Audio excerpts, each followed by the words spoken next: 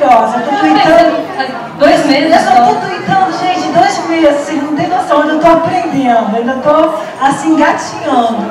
Mas eu chego lá. Você tá mandando bem do que muita celebridade que já tá lá meia década, né? Eu tô adorando, assim. O que acontece é o seguinte, eu acho que eu tô conseguindo mostrar um pouco do que eu sou, o meu eu. Porque eu sempre fui muito questionada na mídia.